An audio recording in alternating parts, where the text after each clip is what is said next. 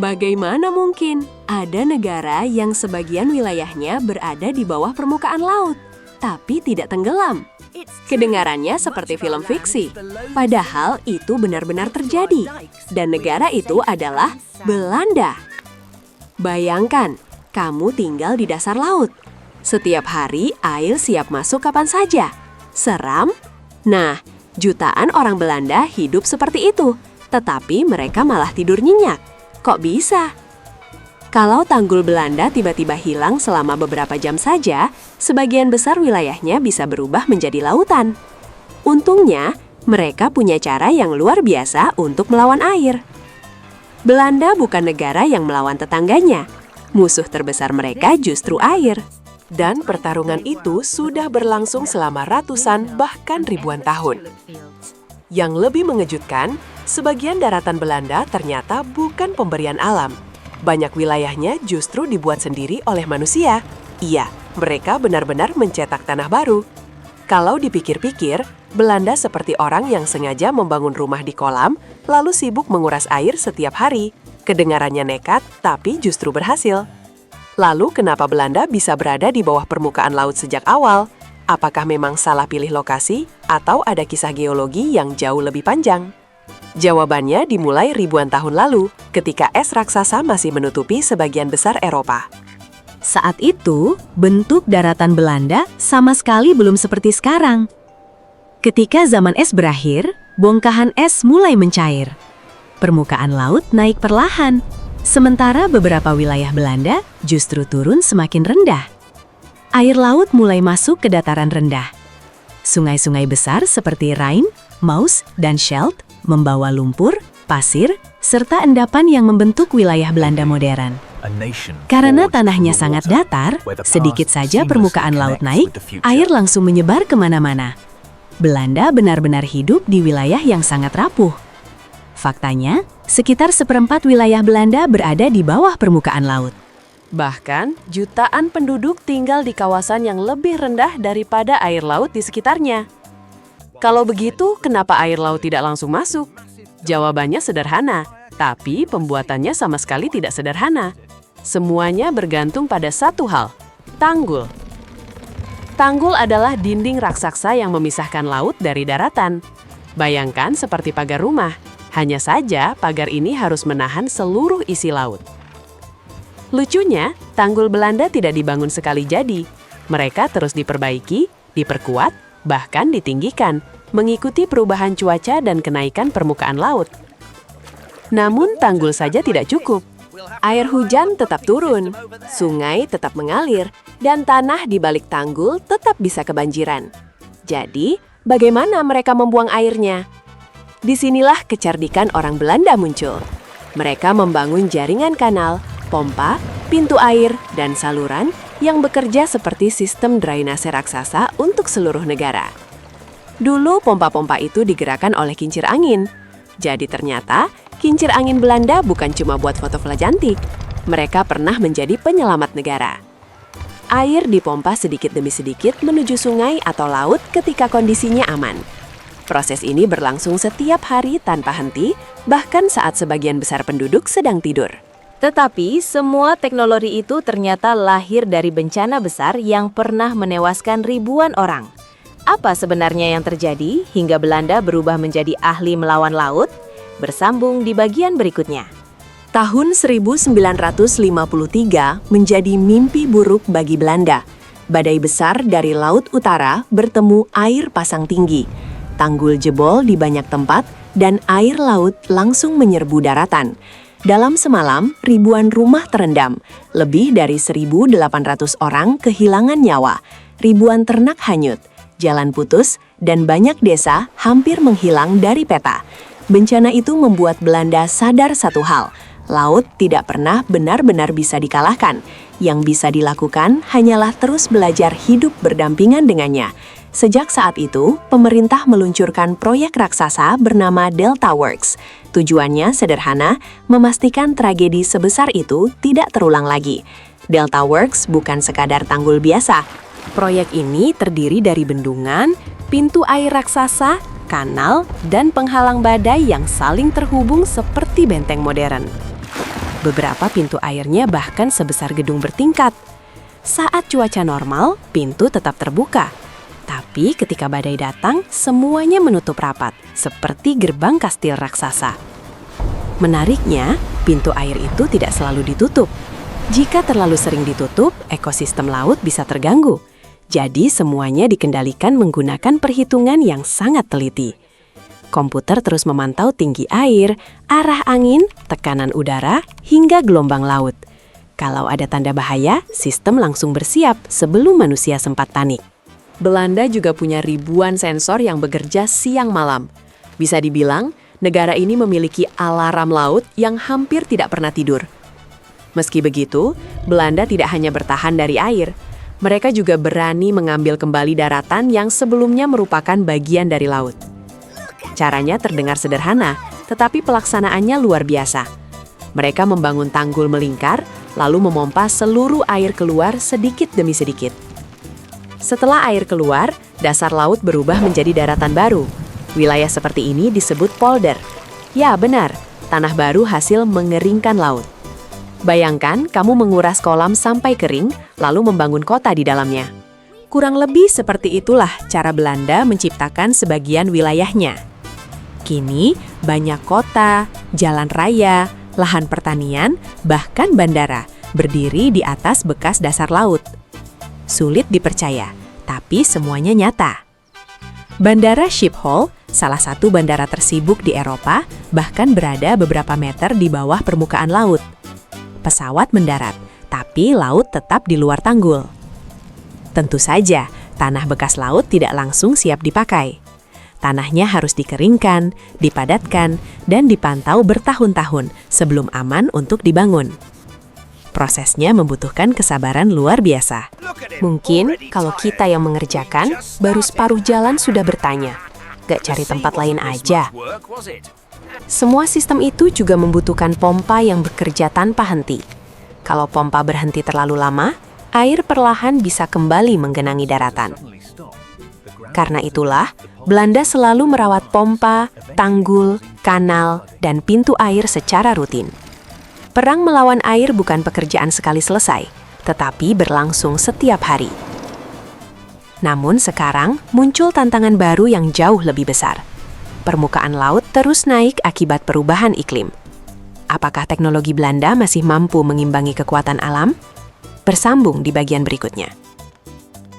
Kini, ancaman terbesar Belanda bukan lagi badai sesaat, melainkan kenaikan permukaan laut yang terjadi perlahan. Musuhnya tidak terlihat setiap hari, tetapi terus mendekat sedikit demi sedikit. Akibat pemanasan global, es di Greenland dan Antartika terus mencair. Air tambahan itu akhirnya mengalir ke lautan, membuat permukaan laut naik dari tahun ke tahun. Bagi banyak negara, kenaikan beberapa sentimeter mungkin terasa sepele. Namun bagi Belanda, beberapa sentimeter saja bisa berarti proyek miliaran euro dan perubahan besar pada sistem perlindungan mereka. Karena itulah Belanda tidak pernah berhenti berinovasi. Mereka terus meninggikan tanggul, memperbarui pompa, dan memperkuat pintu air agar selalu siap menghadapi kondisi terburuk. Yang menarik, sekarang mereka tidak selalu melawan air. Justru mereka mulai memberi ruang agar air bisa mengalir secara alami tanpa membahayakan kota-kota di sekitarnya. Strategi ini dikenal sebagai room for the river. Sungai diberi ruang lebih luas untuk meluap dengan aman, sehingga tekanan terhadap tanggul dapat dikurangi saat musim hujan. Daripada memaksa sungai tetap sempit, Belanda memilih memindahkan tanggul, memperlebar aliran, dan menciptakan dataran banjir yang memang dirancang untuk menampung air. Konsepnya sederhana. Kalau tamu tidak bisa dicegah datang, sediakan ruang tamu yang lebih besar.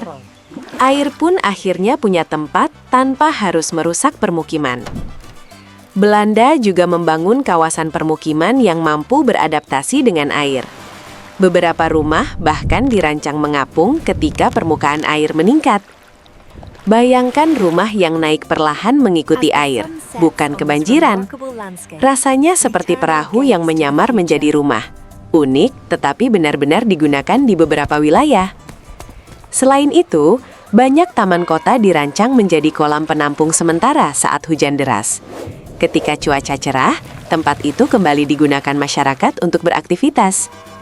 Jadi, taman di Belanda punya pekerjaan ganda. Hari biasa menjadi tempat piknik.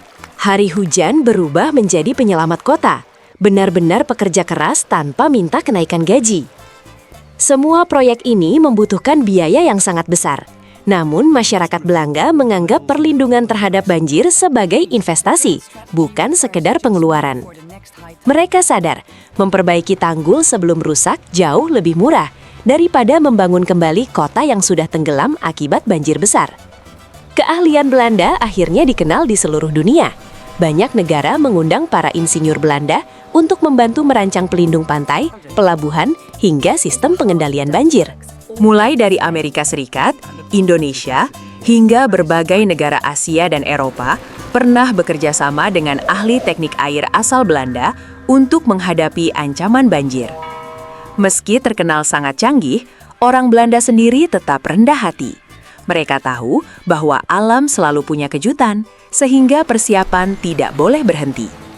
Di sekolah, anak-anak juga belajar tentang air, tanggul, dan banjir sejak usia dini. Bagi mereka, memahami air sama pentingnya dengan belajar membaca dan berhitung. Mungkin itulah rahasia terbesar Belanda. Mereka tidak hanya membangun bendungan yang kuat, tetapi juga membangun budaya disiplin, ilmu pengetahuan, dan kerjasama antar warga. Namun, masih ada satu pertanyaan menarik.